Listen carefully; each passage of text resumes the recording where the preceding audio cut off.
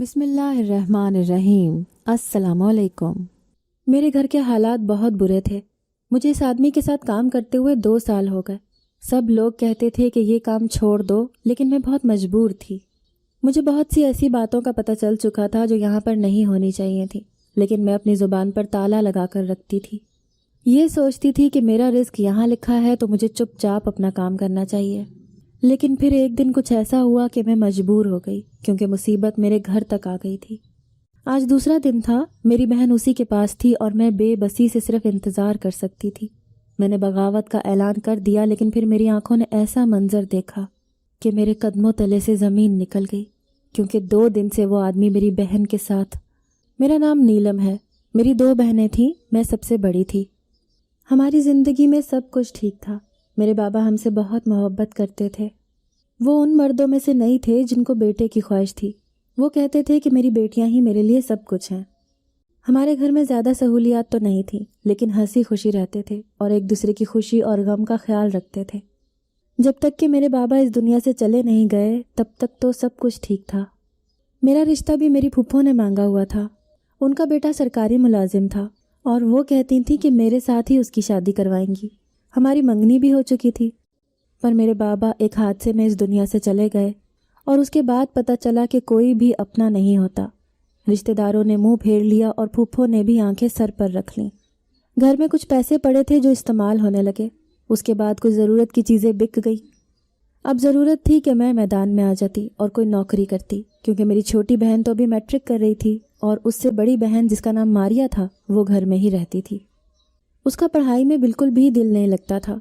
अम्मी उसे सिलाई स्कूल भेजा करती थी, लेकिन 2 साल से जा रही थी, फिर भी उसे कोई हुनर नहीं आता था।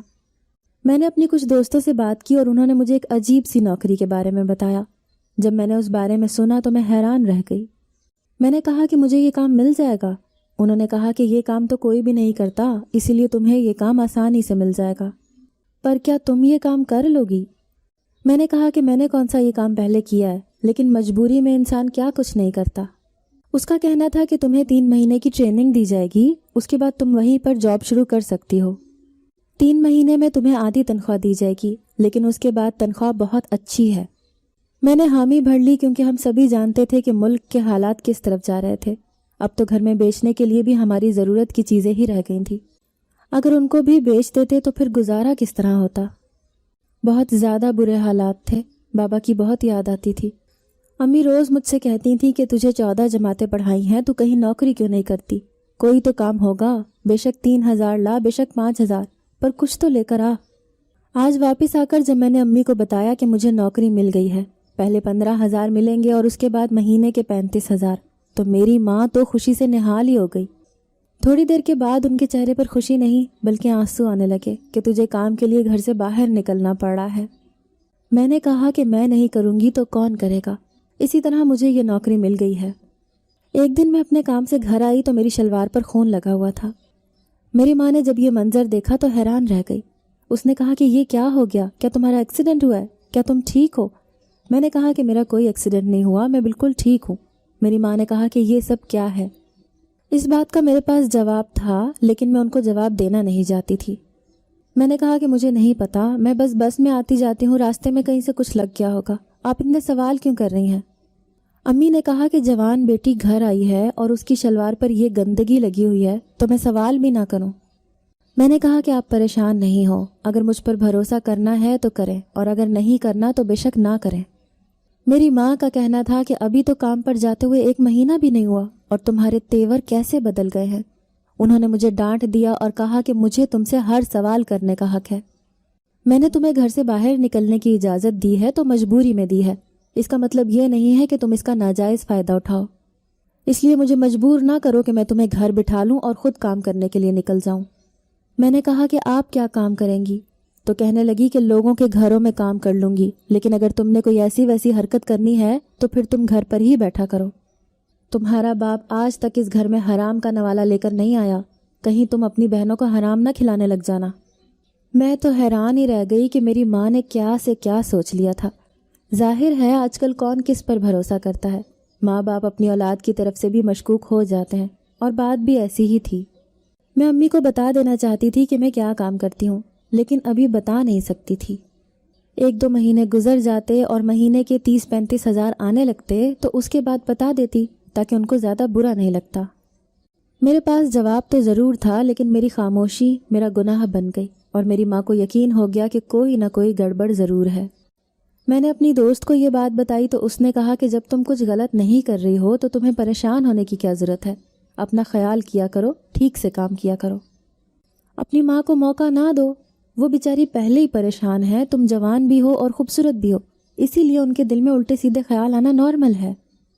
غلطی بھی تو میری تھی نا، مجھے امی کو پہلے ہی دن بتا دینا چاہیے تھا۔ میں نے ابھی اپنی امی کو بتایا نہیں تھا کہ مجھے کیا کام ملا تھا۔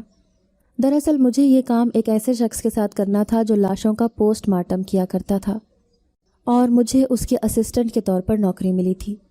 یہ شخص دیکھنے میں کافی بوڑھا تھا، بہت ہی سنجیدہ تھا، ایسا لگتا تھا کہ جیسے یہ انسان ہے ہی نہیں۔ شاید اس کام کو کرنے کی وجہ سے وہ ایسا ہو گیا تھا۔ اس کے چہرے پر کوئی جذبات نہیں تھے، وہ بس اپنے کام میں لگا رہتا تھا۔ اس نے یہ کام پرائیویٹ شروع کیا ہوا تھا، اسی لیے مجھے بھی اتنی اچھی تنخواہ دے رہا تھا۔ جب اس نے مجھے یہ کام سکھانا شروع کیا تو میں بہت پریشان ہو گئی تھی۔ اس نے مجھے کہا کہ نہیں کر سکتی ہو تو چلی جاؤ یہاں سے، لیکن میں نے اپنے آپ کو سنبھالا، کیونکہ مجھے اس سے زیادہ تنخواہ اور کم وقت والی نوکری اور کہیں نہیں ملنی تھی، اور مجھے پیسوں کی سخت ضرورت بھی تھی۔ ایک دن پھر سے ایسا ہوا کہ میرے کپڑوں پر کچھ لگا ہوا تھا۔ ظاہر ہے جب اس طرح کا کام کیا جائے تو کپڑے تو گندے ہوتے ہیں۔ میری امی نے آج تو مجھے الٹی سیدھی باتیں سنانا شروع کر دیں، ان کے منہ میں جو آ رہا تھا وہ بول رہی تھیں۔ میں نے کہا کہ ایسا کچھ نہ بولیں کہ جس پر بعد میں آپ کو پچھتانا پڑے، اور میں نے ان کو حقیقت بتا دی۔ وہ حیران رہ گئیں اور انہوں نے رونا شروع کر دیا۔ انہوں نے کہا کہ میری معصوم سی بچی کس قسم کے کام کرنے کے لیے باہر جاتی ہے۔ میں نے کہا کہ ایسے کاموں کے زیادہ پیسے ملتے ہیں، اور فی الحال ہمیں صرف پیسوں کی ضرورت ہے۔ پیسوں کے لیے تو لوگ کیا کچھ نہیں کرتے۔ کم سے کم یہ کام اپنی جگہ جیسا بھی ہو، لیکن اس میں میری عزت تو محفوظ ہے۔ میری ماں نے مجھ سے معافی مانگی اور کہا کہ بیٹا معاف کر دینا، 3 خوبصورت بیٹیوں کی ماں ہوں، نہ تمہارا کوئی بھائی ہے اور باپ بھی اس دنیا سے چلا گیا ہے۔ آئے دن ایسی خبریں سنتی رہتی ہوں، اسی لیے پریشان ہو گئی تھی۔ میں نے کہا کہ آپ فکر نہ کریں، میں کبھی بھی آپ کا سر شرم سے جھکنے نہیں دوں گی۔ دن تو اسی طرح گزر رہے تھے، لیکن پتہ نہیں یہ بات میری پھپھو تک کیسے پہنچ گئی تھی۔ میری ماں نے تو ان کو بتائی نہیں تھی، پر کوئی نہ کوئی گڑبڑ ضرور تھی۔ وہ ایک دن گھر پر آ گئیں اور انہوں نے کہا کہ تمہاری بیٹی نے کیسے کام شروع کر دیا، اسے سارے جہان میں کرنے کے لیے یہی کام ملا تھا۔ میں تو اپنے بیٹے کی شادی کسی ایسی لڑکی سے نہیں کروں گی۔ کوئی مجھ سے پوچھے گا کہ تمہاری بہو کیا کرتی ہے تو میں اسے کیا جواب دوں گی؟ میری ماں نے کہا کہ شادی کے بعد وہ یہ کام نہیں کرے گی، تو میری پھپھو کا کہنا تھا کہ پھر تم لوگوں کا گھر کیسے چلے گا؟ بلکہ اب تو تم لوگ اس کی شادی ہی نہیں کرواؤ گے، کیونکہ اب تو وہ پیسے کمانے کی مشین بن گئی ہے۔ میری ماں کا کہنا تھا کہ نہیں، ہم اس طرح کے لوگ نہیں ہیں۔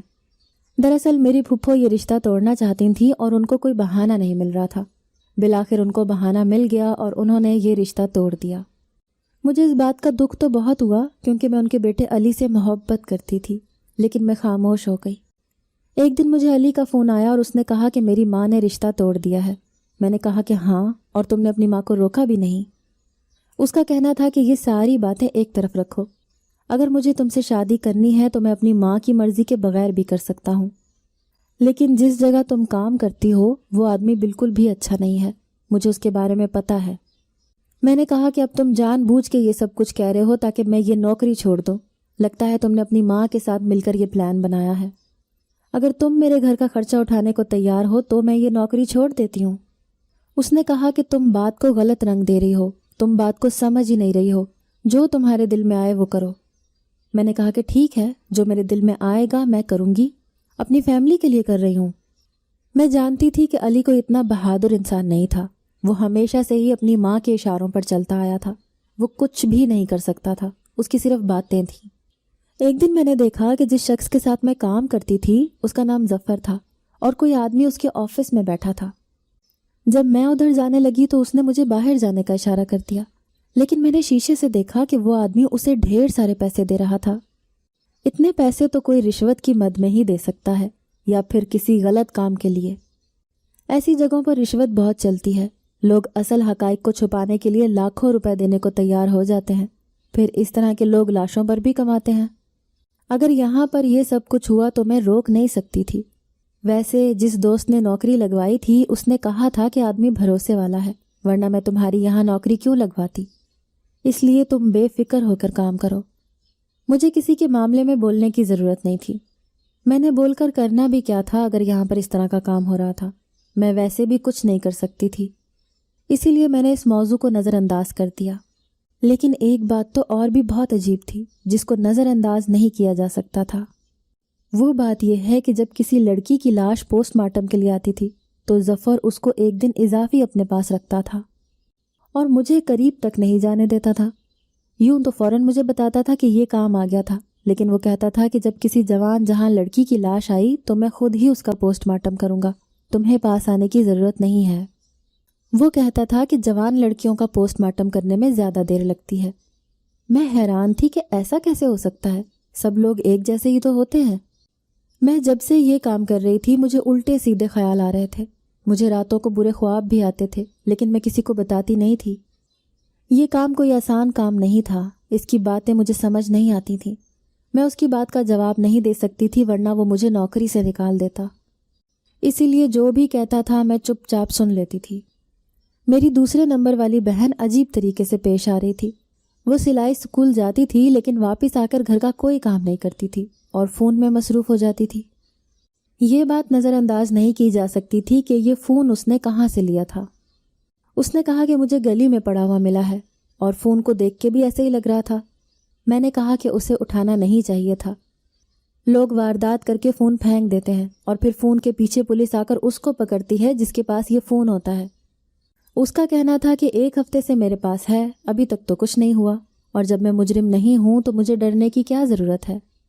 یہ ویسے ہی عقل کی پوری تھی۔ جب یہ بچپن میں چھوٹی سی تھی تو اس کی طبیعت بہت خراب رہتی تھی اور اسے ایک دفعہ بخار ہوا تھا، اس کو جھٹکے لگنے لگے تھے۔ اس لیے میری ماں کو لگا کہ یہ اس دنیا سے چلی جائے گی، تو میری ماں نے اس کو زیادہ ہی پیار کیا جس کی وجہ سے یہ بگڑ گئی تھی۔ پڑھائی میں اس نے دماغ نہیں لگایا، 4 سال تک میٹرک کرنے کی کوشش کی لیکن اس سے میٹرک نہیں ہوا۔ اس کے بعد امی نے کہا کہ یہ پڑھائی کرنے کے لیے نہیں بنی ہے، اس کو گھر میں ہی رکھتے ہیں، کوئی ہنر سکھا دیں گے۔ لیکن 2 سال سے اس کو سلائی کا ہنر بھی نہیں آ رہا تھا۔ میں نے اپنی امی کو کہا کہ اس کا باہر جانا بند کریں، اس کی فیس دے دے کہ ہم تھک گئے ہیں، اس کو کوئی کام نہیں آ رہا، لوگ تو 3 مہینے میں یہ کام سیکھ لیتے ہیں۔ اس بات پر وہ عجیب طریقے سے پیش آنے لگی اور اس نے کہا کہ مجھے باہر جانے سے روکا نہیں کریں، میں گھر میں بیٹھ کے کیا کروں گی؟ واپس آتی ہوں تو گھر کے کام کر تو دیتی ہوں، مجھے کام آتا ہے، بس 2 مہینے کا کورس رہ گیا، اس کے بعد مجھے پورا کام آ جائے گا۔ میری امی اس کی بات ٹال ہی نہیں سکتی تھیں، اس کی آنکھوں میں آنسو نہیں دیکھ سکتی تھی، اسی لیے انہوں نے کہا کہ 2 مہینے کی تو بات ہے، اگر وہ کہہ رہی ہے تو اس کی بات مان لو۔ میں نے کہا کہ ٹھیک ہے، لیکن 2 مہینے کے بعد یہ گھر بیٹھے گی اور چھوٹی بہن کو صرف پڑھائیں گے کیونکہ وہ پڑھائی میں بہت تیز تھی۔ میں صبح جلدی جاتی تھی، میرے پاس بھی آفس کی چابی ہوتی تھی۔ میرا کام ہوتا تھا کہ میں صبح صبح آفس کی تھوڑی بہت صفائی بھی کر دوں اور اگر کل کا کوئی سامان پڑا ہے تو اس کو صاف کر کر کوڑے میں پھینک دوں، کیونکہ ظفر صاحب تو 10 بجے آیا کرتے تھے۔ کبھی کبھی تو ایسا ہوتا تھا کہ اگر کوئی کیس نہیں آیا ہوتا تھا تو وہ آتے ہی نہیں تھے اور میں پورا دن ایسے ہی بیٹھ کے چلی جاتی تھی۔ پر آج جب میں آفس میں داخل ہوئی تو سامنے کا منظر دیکھ کر حیران رہ گئی، میرے منہ سے باقاعدہ چیخ نکل گئی۔ لیکن ظفر اتنی گہری نیند میں سو رہا تھا کہ وہ جاگا ہی نہیں۔ میں اسے حیران ہو کر دیکھنے لگی۔ آج کسی لڑکی کا کیس آیا ہوا تھا اور وہ اس کے پاس ہی زمین پر سو رہا تھا۔ دیکھنے والے کو تو ایسا ہی لگتا تھا کہ جیسے کام کرتے کرتے ہی سو گیا ہے۔ میں نے تھوڑا سا شور کیا اور نکلی کھانسی کی تو وہ اٹھ کر بیٹھ گیا۔ میں نے کہا کہ سر آپ ادھر ہی سو گئے؟ تو وہ مجھے دیکھ کر چونک گیا اور کہنے لگا کہ ہاں کام زیادہ تھا اسی لیے میں یہیں سو گیا۔ تم گھر چلی گئی تھی، پیچھے سے ایک کیس آ گیا تھا۔ میں نے کہا کہ آپ مجھے فون کر کے بلا لیتے، میرا گھر قریب ہی ہے۔ اس نے کہا کہ نہیں، تمہاری ضرورت نہیں تھی کیونکہ یہ لڑکی کا کیس تھا۔ میں نے کہا کہ ٹھیک ہے۔ مجھے اس شخص کی حرکتیں بہت زیادہ عجیب لگ رہی تھیں۔ مجھے پھر سے میرے کزن کی کال آئی اور اس نے کہا کہ وہاں پر کام کرنا چھوڑ دو، تمہیں نوکری کرنے سے نہیں روک رہا ہوں، تمہارے لیے میں نوکری تلاش کروں گا۔ میں نے کہا کہ تم تب کچھ نہ کر سکے تھے جب تمہاری ماں رشتہ توڑ کے چلی گئی اور آج کل تمہارے لیے جگہ جگہ رشتے تلاش کرتی پھر رہی ہے۔ اب تم اپنی شادی کی تیاری کرو اور میری زندگی میں دخل دینا بند کر دو۔ جب میں کام پر ہوتی تھی تو مجھے فون سننے کی اجازت نہیں تھی۔ لیکن میں نے فون کی طرف دیکھا تو میری ماں کی کال آئی ہوئی تھی۔ میں نے اپنی ماں کو کہا ہوا تھا کہ شام کے ٹائم مجھے کال کر کے بتا دیا کریں کہ کون سی چیز لے کے آنی ہے تاکہ میں بازار سے لے آیا کروں، پر یہ شام کا وقت نہیں تھا۔ تھوڑی دیر کے بعد دیکھا تو ان کی 4 سے 5 کالز آئی ہوئی تھیں۔ مجھے ظفر نے کہا کہ فون کی طرف کیوں دیکھ رہی ہو، کام پہ دھیان دو۔ پتہ نہیں کیوں میرا دل گھبرا رہا تھا۔ صرف سبزی یا کسی راشن کے لیے میری ماں مجھے بار بار فون نہیں کرتی تھی۔ ظفر تھوڑی دیر کے لیے وہاں سے گیا تو میں نے کال سن لی اور سن کے میرے قدموں تلے سے زمین نکل گئی۔ میری ماں کا کہنا تھا کہ میری دوسری نمبر والی بہن ماریا گھر واپس نہیں آئی ہے، نہ ہی فون اٹھا رہی ہے، پتہ نہیں کہاں چلی گئی ہے۔ میں بڑی پریشان ہو گئی۔ میں نے ظفر کو یہ سب کچھ بتایا اور کہا کہ مجھے جانا ہوگا۔ اس نے کہا کہ ٹھیک ہے۔ میں چلی گئی اور اسے تلاش کرنے لگی۔ وہ ہمیں رات تک نہیں ملی، اگلی صبح تک بھی نہیں ملی۔ مجبوراً خاندان کے مردوں کو شامل کرنا پڑا۔ انہوں نے عجیب و غریب باتیں شروع کر دیں کہ بھاگ گئی ہوگی، آپ لوگوں نے بھی تو اسے چھوڑا ہوا تھا، راستے میں کہاں آتی جاتی تھی کسی کو کیا پتہ۔ باپ اس دنیا میں نہیں رہا، ایک بیٹی کو آپ نے باہر چھوڑا ہے، دوسری بیٹی الٹے سیدھے کام کرتی پھرتی ہے۔ وہ لوگ ہماری مدد تو کر رہے تھے لیکن ساتھ ساتھ باتیں سنا رہے تھے۔ رات سے صبح ہو گئی، صبح سے شام ہو گئی، میری بہن کا کچھ پتہ نہیں تھا۔ میری ماں کا رو رو کے حال برا ہو گیا تھا۔ پھر پولیس والے نے کہا کہ ہم کو ایک لاش ملی ہے، آپ آ کر شناخت کر لیں۔ میری ماں نے میرا ہاتھ پکڑ لیا اور کہا کہ تم نہیں جاؤ گی کیونکہ وہ میری بیٹی نہیں ہے۔ میں نے امی کو کہا کہ جانا پڑے گا۔ میں بھی بہت پریشان تھی لیکن خود کو سنبھال کر کھڑی تھی، کیونکہ اگر میں بھی ہمت ہار بیٹھتی تو پھر باقی سب کو کس نے سنبھالنا تھا۔ میں وہاں چلی گئی اور یہ دیکھ کر قدموں تلے سے زمین نکل گئی کہ وہ میری بہن تھی۔ وہیں پر رو رو کر برا حال ہو گیا۔ پولیس والوں نے کہا کہ پوسٹ مارٹم کروانا پڑے گا، اس کو یہاں سے سیدھا پوسٹ مارٹم کرنے کے لیے لے جائیں۔ یہ خبر امی کو کیسے سناتی؟ میں اپنی بہن کو وہیں پر لے گئی جہاں پر میں کام کرتی تھی اور ماموں کو کہا کہ وہ گھر جائیں اور کسی طرح یہ خبر امی کو سنا دیں۔ پولیس کا کہنا تھا کہ اس کا کسی لڑکے کے ساتھ چکر چل رہا تھا جس نے اس کو کہیں ملنے کے لیے بلایا تھا اور اس کے بعد اس کو دھوکہ دے کر اس کی جان لے لی اور اس کو کہیں پر پھینک دیا۔ تبھی مجھے سمجھ آیا تو اسے وہ فون کس نے دیا تھا؟ شاید وہ فون بھی اسی لڑکے نے دیا تھا۔ میں نے پولیس کو کہا کہ اس کے خلاف کارروائی کی جائے۔ ظفر کو جب میں نے بتایا تو اسے بھی کافی افسوس ہوا۔ اس نے کہا کہ پوسٹ مارٹم کرنا پڑے گا، 1 دن لگے گا۔ اب میرا دماغ گھوم گیا تھا۔ میں نے کہا کہ یہ کام میں کروں گی تو اس نے انکار کر دیا اور کہا کہ یہ کام میں کر لیتا ہوں۔ وہ اس کام کے لیے 1 دن سے زیادہ کیوں لیتا ہے؟ جب کسی لڑکی کی لاش آتی تو وہ ایسا بھی کیا کرتا تھا؟ میں نے کہا کہ میری بہن ہے، میں خود کروں گی یہ کام اور آپ کو اکیلے نہیں کرنے دوں گی۔ اس نے کہا کہ تمہارا دماغ تو نہیں خراب ہو گیا، تم کس طرح کی باتیں کر رہی ہو؟ میرا کام ہے، مجھے کرنے دو۔ تم جاؤ اپنے گھر جا کر اپنی ماں کو تسلی دو، جب کام ہو جائے گا میں تمہیں فون پر بتا دوں گا۔ لیکن اب میرے دل میں دھڑکا پڑ گیا تھا۔ اس دنیا کا کیا بھروسہ تھا، یہاں پر کیا کچھ نہیں ہو سکتا تھا۔ میں گھر چلی گئی۔ گھر میں سب کا برا حال تھا، سب لوگ رو رہے تھے، لیکن میرا دل ابھی بھی وہیں پر لگا تھا۔ مجھ سے رات نہیں گزر رہی تھی۔ اس نے کہا تھا کہ وہ ساری رات یہ کام کرے گا۔ جیسا میں نے پہلے بتایا، گھر تو میرا قریب تھا۔ میں اچانک سے گھر سے باہر نکل گئی اور چلتے ہوئے اس طرف چلی گئی۔ اس کے آفس کے پیچھے ایک کھڑکی تھی جو گلی میں کھلتی تھی۔ میں نے اس کھڑکی سے اندر جھانکنے کا پلان بنا لیا تھا۔ ایک انسان جس کے ساتھ اتنا بڑا حادثہ ہو جائے اور پھر اس کے دماغ میں ایک عجیب سی بات بھی آ رہی ہو جس کو وہ کلیئر بھی کرنا چاہتا ہو، اس کی دماغی حالت کیسی ہوگی؟ میری دماغی حالت بھی بہت بری تھی۔ اس سے پہلے پولیس کے پاس بھی گئی تھی۔ انہوں نے کہا تھا کہ لڑکے کو پکڑ لیا ہے اور اس کے خلاف کارروائی کی جائے گی۔ جب میں نے اس کو دیکھا تو میں حیران رہ گئی۔ وہ تو بالکل ہی کم عمر تھا۔ پتہ نہیں کیسے اس نے میری بہن کو بیوقوف بنا لیا تھا۔ کیسے کیسے لوگ ہوتے ہیں، اپنے لیے کسی کی زندگی برباد کر دیتے ہیں، کسی کی جان لے لیتے ہیں۔ ان کے لیے کسی کی جان لینا کتنا آسان ہوتا ہے۔ میری بہن تو اس دنیا سے چلی گئی، اب اس کے ساتھ زیادہ سے زیادہ کیا ہو سکتا تھا؟ اس کے گھر والے اسے یہاں سے بچا کے لے جاتے۔ میرا کزن علی بھی ہمارے ساتھ تھا اور وہ بھی ہماری بہت مدد کر رہا تھا۔ میں اسی کھڑکی کے پاس چلی گئی اور دبے پاؤں اندر جھانکنے لگی کہ مجھے میرے کندھے پر کسی کے ہاتھ کا دباؤ محسوس ہوا۔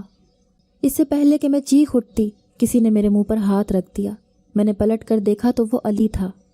وہ مجھے ایک طرف لے گیا اور کہا کہ یہاں پر کیا کر رہی ہو؟ میں نے کہا کہ میں دیکھنے آئی ہوں کیا ہو رہا ہے۔ اس نے کہا کہ میں نے تمہیں بتایا تھا کہ یہ آدمی ٹھیک نہیں ہے۔ میں نے کہا کہ اسی لیے میں دیکھنے کے لیے آئی ہوں۔ ہم دونوں نے اندر جھانکا تو ہم دونوں ہی حیران رہ گئے۔ جیسا ہم سوچ رہے تھے ویسا تو بالکل بھی نہیں تھا۔ وہ آدمی اپنے کام میں لگا ہوا تھا، بلکہ اس کام کو بہت باریکی سے کر رہا تھا۔ جب میں نے اپنی بہن کو دیکھا تو مجھے رونا آ گیا اور میں بے ہوش ہو گئی۔ تھوڑا سا شور ہوا تو وہ اس طرف متوجہ ہو گیا۔ علی مجھے اٹھا کر اندر ہی لے گیا اور تھوڑی دیر کے بعد مجھے ہوش آیا تو ظفر نے کہا کہ یہاں پر کیا کر رہی تھی؟ میں نے اسے سب کچھ سچ بتا دیا۔ اس نے اپنی اینک کو اتارا اور ایک طرف بیٹھ گیا۔ اس نے کہا کہ ہاں، لوگ میرے بارے میں ایسی باتیں کرتے ہیں کیونکہ میں اپنے بارے میں صفائی نہیں دیتا، کیونکہ کون ہے یہ دنیا جس کو میں صفائی دوں؟ میرے ساتھ بھی کچھ ایسا ہی ہوا تھا۔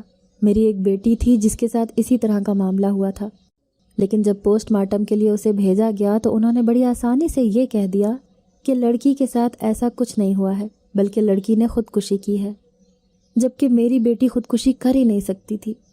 میں اس کے لیے انصاف بھی نہیں لے سکا۔ تب مجھے پتہ چلا کہ یہ دنیا بڑی ظالم ہے، یہ لاشوں پر بھی کمائی کرتی ہے۔ تو میں نے خود یہ کام کرنا شروع کر دیا۔ اسی لیے اب میرے پاس جب کسی جوان لڑکی کا کیس آتا ہے تو میں اس کو بہت ہی غور و فکر سے دیکھتا ہوں تاکہ غلطی کی کوئی گنجائش نہ ہو۔ میرے پاس لوگ آتے ہیں، رشوت دینا چاہتے ہیں، لیکن میں کسی سے رشوت نہیں لیتا۔ اس دنیا میں تو انصاف ملتا نہیں ہے، کم سے کم جو اس دنیا سے چلا گیا ہے اس کو تو انصاف مل جائے۔